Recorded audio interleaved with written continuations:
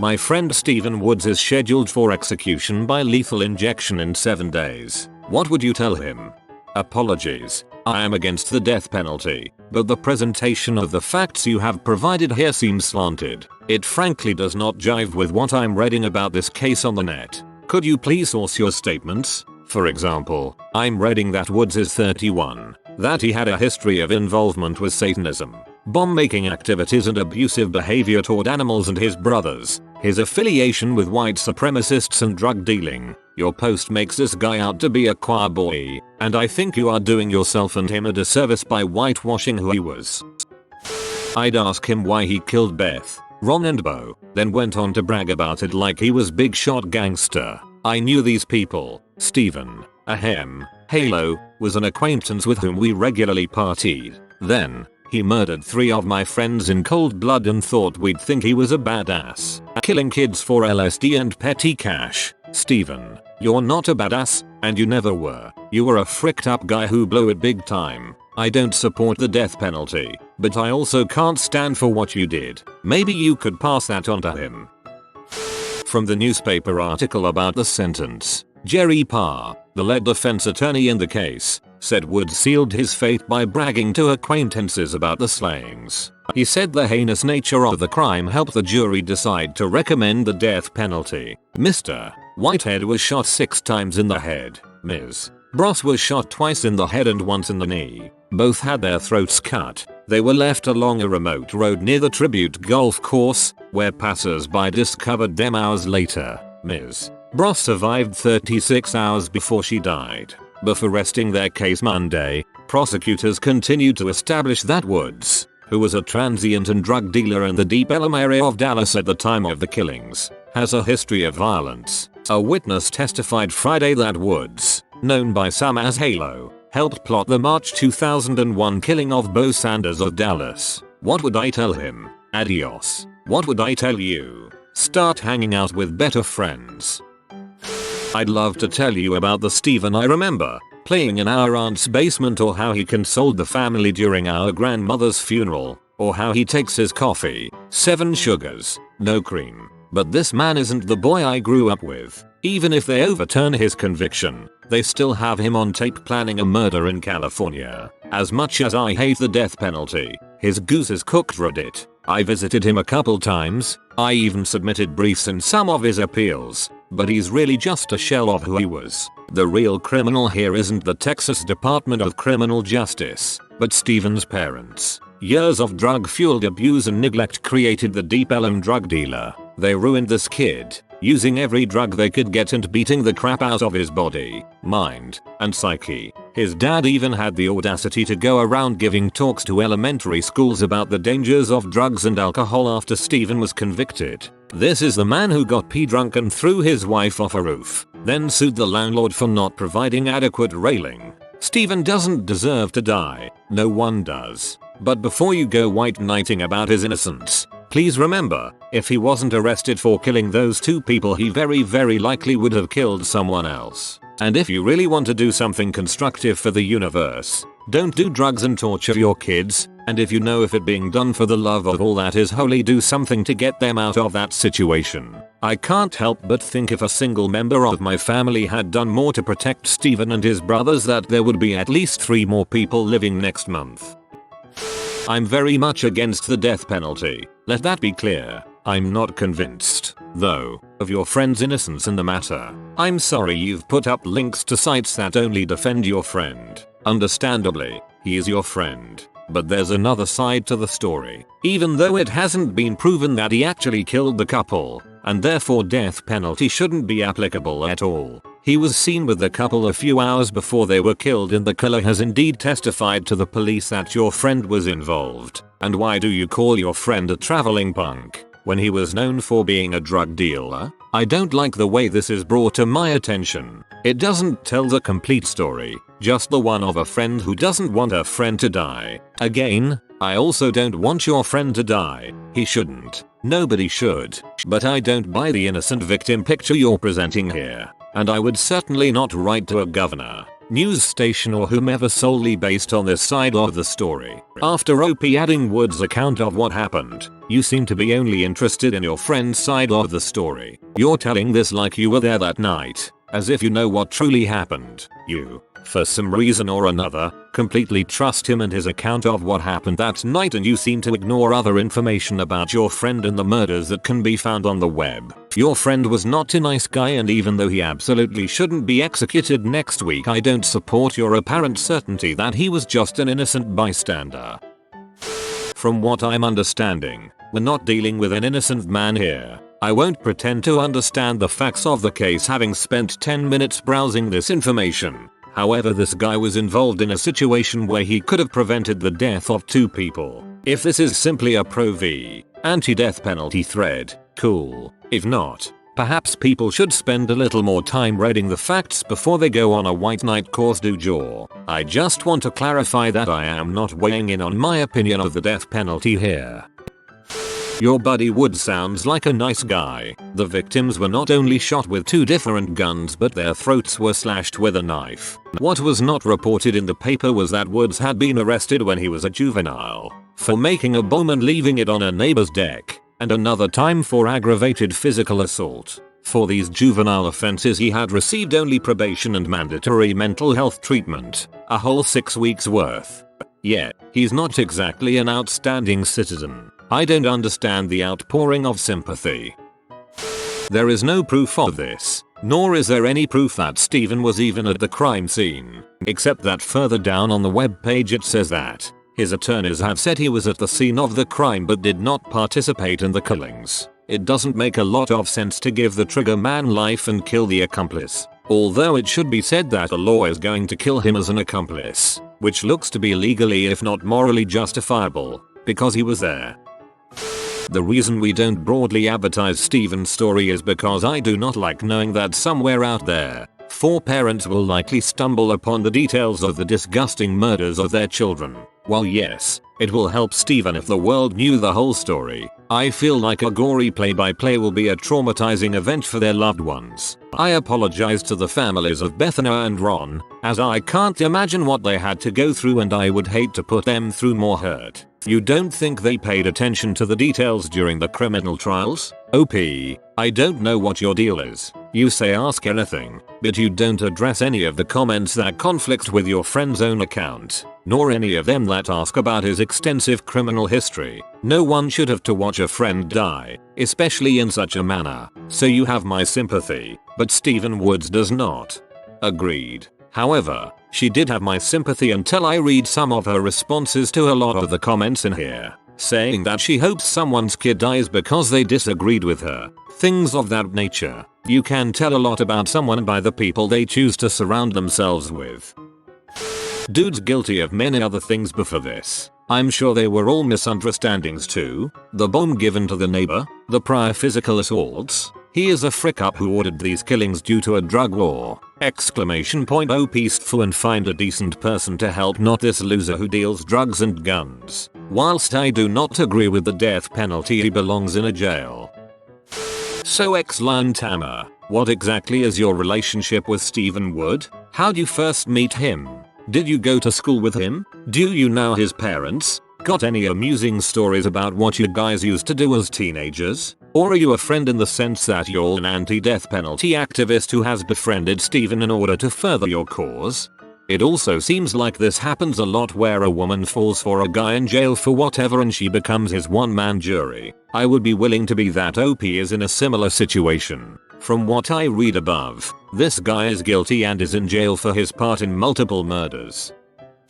From what I've read about this guy and the murders, I don't give a frick. The fact that you can stand by this filth amazes me. You must be one dumb mother. As a clarification, I don't give a frick about the case in question, nor the outcome. If he walks, oh, how I feel bad for those he comes into contact with in the future. If he dies, shame.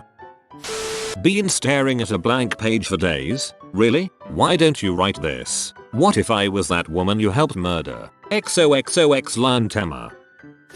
He's been in jail 10 years and is now 31 years old. He's had 10 years to prove his innocence. There were 2 guns and knives used in the robbery and murder. In my mind, if you pull a gun on a person, you accept that they, the victim, or in this case the state, may kill you. The victims' throats were cut. Stephen had a chance to save those kids. Save your tears. Live by the sword, die by the sword. On the 5th of February 2001, in the Colony, Texas, Woods and one co-defendant used a .380 caliber pistol, a .45 caliber pistol, and a knife to kill a 21-year-old white male victim by shooting the victim 6 times in the head and cutting his neck 4 times. A 19-year-old white female victim was also killed by receiving 2 shots to the head, 1 shot in the knee, and cutting her throat. Woods and the co-defendant took property from the victims, which included their car keys, backpacks, a cell phone and other personal items.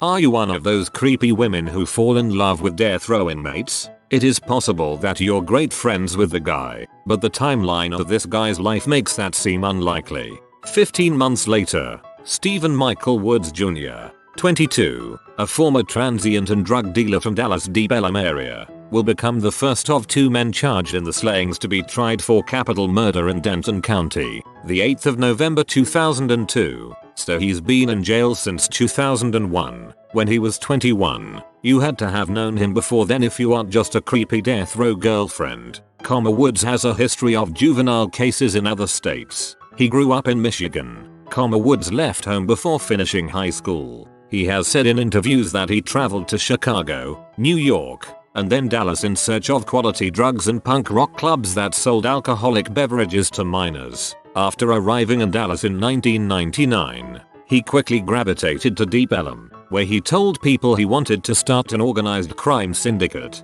He assembled a group of 4 young men who are now charged in 2 separate slayings that authorities say he plotted. So he started wandering the country at what? Probably between 16 and 18, and lived in 3 states in that time period. He was definitely in Texas from 1999 to 2001, so it seems unlikely he spent more than a year or 2 in Illinois or New York. Just before the defense rested its case Monday, a witness testified that Woods was an undisciplined child who mutilated himself, set fires and expressed suicidal and homicidal tendencies as a teenager.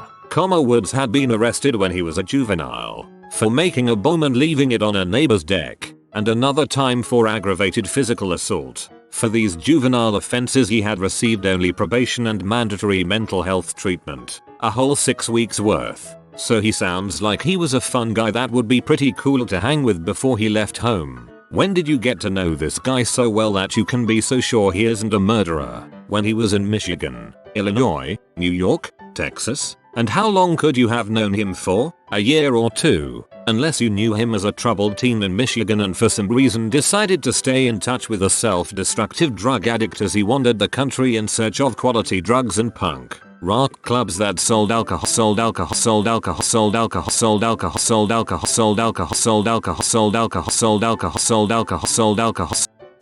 It is natural for friend and family of a person to think the best of someone. Often this means they think their friend or family is innocent of horrible crimes when more objective eyes can see they are guilty. I was not in the court when your friend was found guilty, but I did read some of the links others have posted in this thread. There is no evidence that your friend had a gun in his possession and none that he pulled the trigger. There does seem to be evidence that he knew what was going to happen and maybe planned it. There also seems to be evidence that the crimes his buddy did in the past were also either planned by your friend or at least your friend went along with it. If you are telling me you know for a fact that none of this is true, that your friend did not know there was even a possibility that this couple would be killed and that he had no involvement with the other crimes his buddy did, then my heart is breaking for you and him. On the other hand, if you are saying you think he was involved but he is getting the death penalty only because of an unfair trial, then I am deeply sorry for your loss, but will not shed a tear for your friend. Your friend's accomplice admitted that he did these things and got a life sentence.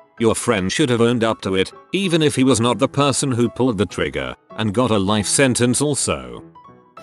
He is a brilliant man. No, he's not. He's an idiot. If we were brilliant, he wouldn't be in this situation. Whether he pulled the trigger or not, I've seen nothing to show that he was not an accessory participant in the murders, and pretty much guilty as heck. I'm against the death penalty only because of the number of people on death row who have later been vindicated through DNA evidence and etc. You can release a wrongfully imprisoned man, but you can't bring a wrongfully executed man back to life. That said, I'm not going to lose any sleep over this guy. Based on the other side of this story that the OP left out, this man sounds guilty, and if it were my family I wouldn't care if you were the one who killed them, supplied the weapons, or drove the vehicle. If you played a part then you deserve to be dead. If it were my family member I would ask if it were possible for me to be the one to strap you down and push the button to end your life just as you had done to my loved one. The website proclaiming his innocence claims he had no prior arrests in his life. The dedication website of a victim claims that he was arrested twice as a youth, once for leaving a bomb on his neighbor's porch and another for a physical assault. Are these true, or did the mother of one of the victims make it up? Suddenly, a bomb.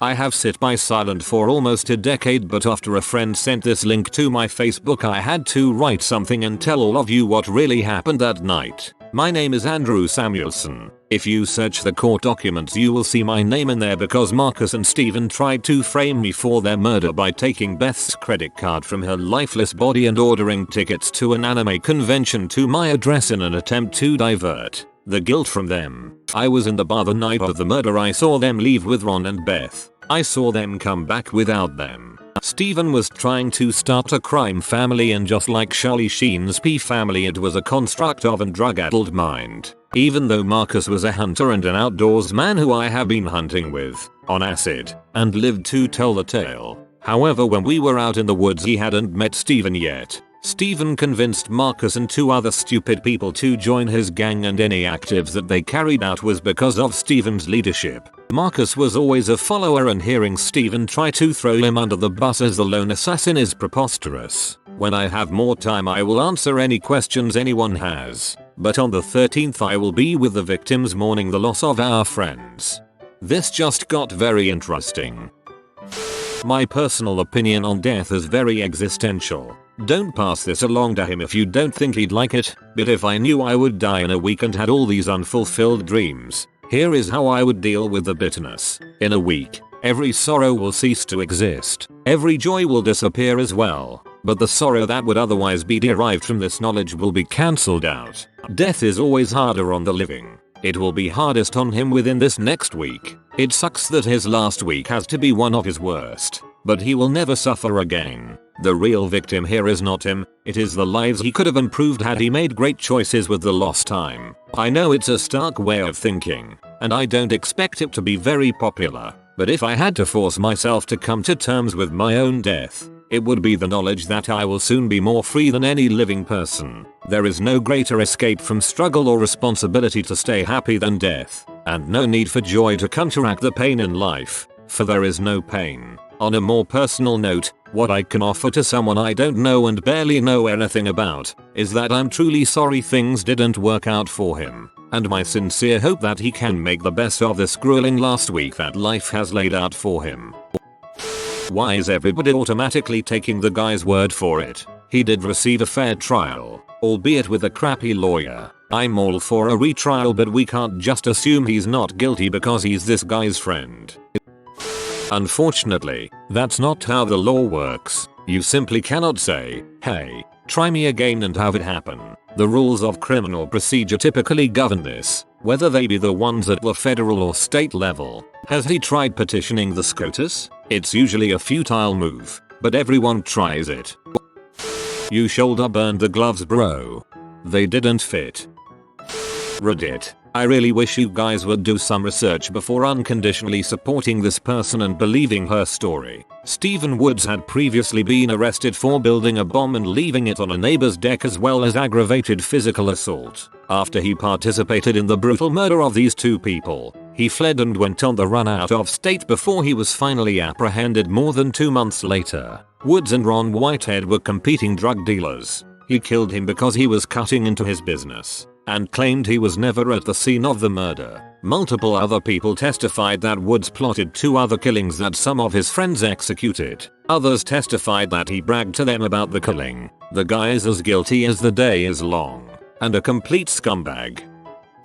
That whole thing is so fricked up. I'm anti-death penalty, but the story of the crime is just as sad as the consequences. Homeless drug dealers killing each other for market share and shooting the 19-year-old girl that happened to be there. Why was she here for the drug deal anyway? OP could have been murdered too if I'm reading the story correctly. To me, there is nothing glamorous about this kind of lifestyle, but I see its attraction playing tricks on people everywhere. I think the story also shows how crappy socioeconomic status freaks up anyone regardless of race, gender, or beliefs.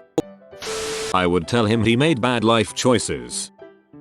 Look at it this way. Girl tells Reddit, a site that gets thousands of hits a day. Sad story that pulls heartstrings. Girl says boy is innocent and that she would like help in getting this fixed. Redditors mass spam news media and justice system with messages about how upset they are with the way boy has been falsely accused. The case becomes national news. Execution is held off till retrial. I'm not saying she's wrong here, but I feel like we are missing some of the facts and are being used to help further one's cause.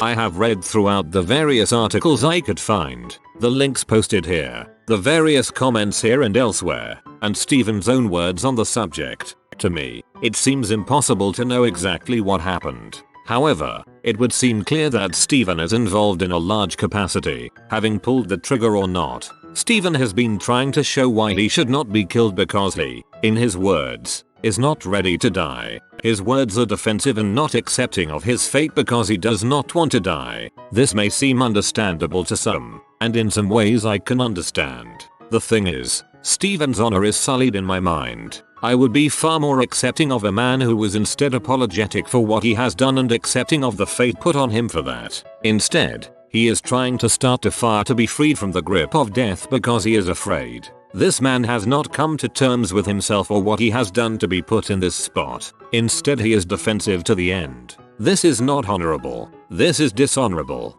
disingenuous, and, to me, incriminating. In some way, Stephen Woods is responsible for the brutal deaths of two people. A death that was planned and executed. Who pulled the trigger does not matter, really. Perhaps he should concentrate on coming to terms with what he did instead of being defensive to the point of dishonoring himself and the people who were killed. You probably shouldn't have killed those people. I may have said something different, but looking at the first post tree in this thread changed that. Being pro-choice and pro-death penalty, I would tell you to say goodbye. I don't see anyone mentioning the victim or the victim's family. I don't see any remorse. In fact, I don't see anything other than a person afraid to die. Too bad the victim didn't have the same court of public opinion to plead their case to. Couldn't have said it better myself. Lifelong Texan. Pro-choice. Pro-capital punishment. Let her rip. I would remind him of a fond memory, a funny one preferably, that you have of him, and let him know how he's affected your life. Don't overdo it, just speak truthfully. Let him know that his influence will last. I take it he knows by now how unjust you feel his treatment has been, and that he knows that you've been trying to get him justice. If this is the case, I wouldn't mention any more about it as you don't want to remind him of the injustice. Only of the ways in which you love him and how he's made your life better. Give him something other than the situation to concentrate on. Nothing will be able to take away his terror, but from my own fear I can guess that as with anyone knowingly facing death, being provided with evidence that your life was spent well and had some good influence on the world would be comfort. If nothing else, just try to make him smile. Don't be afraid to josh or joke if that's how your friendship was before this happened. I would only tell him things in the vein of how you will always fight to prove his innocence etc. if you think that will make him feel better, rather than making him think again about what he's facing. If you have a photo of him, tell him you have it. If it's a funny or silly photo, tell him how he's being funny or silly in it. You want to let him know that he can't be forgotten, but without saying it, end the letter with something happy, and tell him you love him. If you are going to be there on the day, tell him you will be there for him, but don't put it at the end of the letter. I hope this helps. I've based it on my own thoughts and feelings on the subject, but you know him best so you know better what to say to him. My thoughts are definitely with you and Stephen XXX. This is a great post. I think it could apply to anyone who is about to face horrible unavoidable circumstances. He may not have killed anyone, but he supplied the weapons. He's only sorry for being caught, especially now that he is going to die. I don't agree with the death penalty, but what he did was wrong. He deserves no compassion for what he did. Hi OP, I'm not going to pretend I know details of this case or even say if I think he's guilty or not. Truth be told, I have no idea. I have a friend serving 10 years for a drunk driving accident. It sucks. I know you care about your friend. That's what's important here. Regardless of his guilt non-guilt, your friend is still a person who is about to die and you want to offer comfort. What I think you should say to him is that you care about him, that you'll miss him. Explain the impact he has had on your life. Tell him you're going to keep living, but you're going to honor his memory. You've cherished the time you had together, but unfortunately it's being cut short, so you'll just have to dwell on the memories. Add in a few positive memories you have with him. I'm not religious, but if he is, perhaps add something about that. That's all I can think of. I'm sorry for your loss, OP, and I hope you find some peace and comfort after this.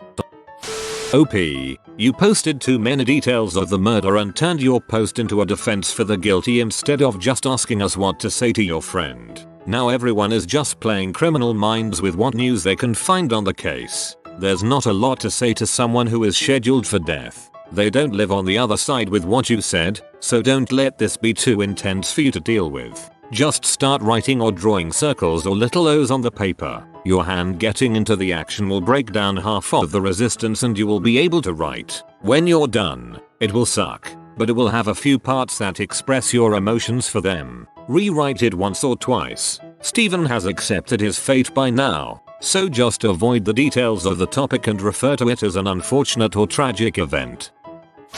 His story and the rest of the evidence just don't jive. Thunder? Really? Gunshots sound like thunder now? I've done a lot of acid, and guess what gunshots sound like on acid? Gunshots.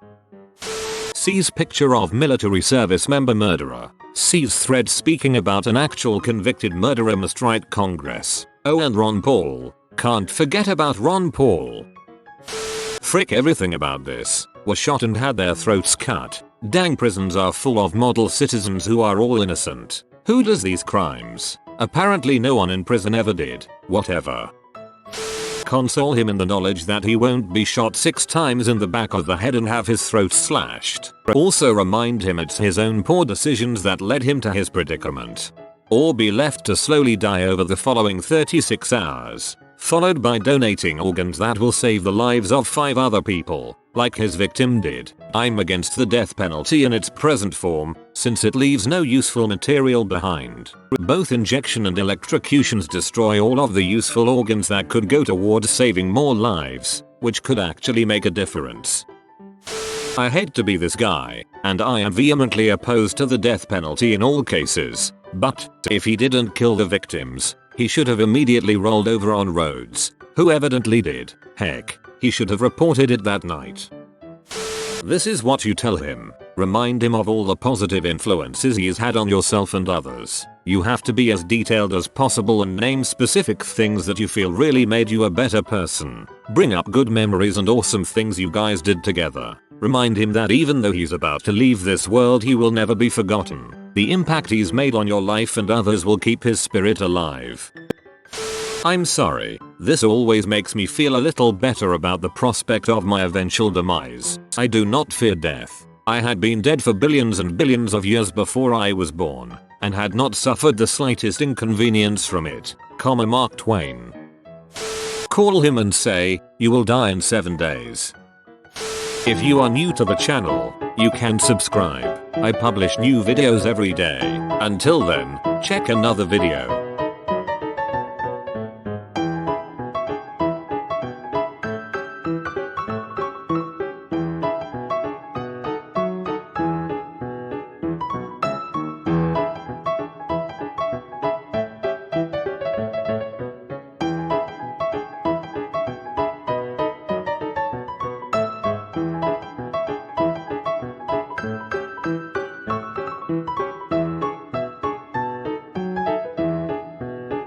Bye for now.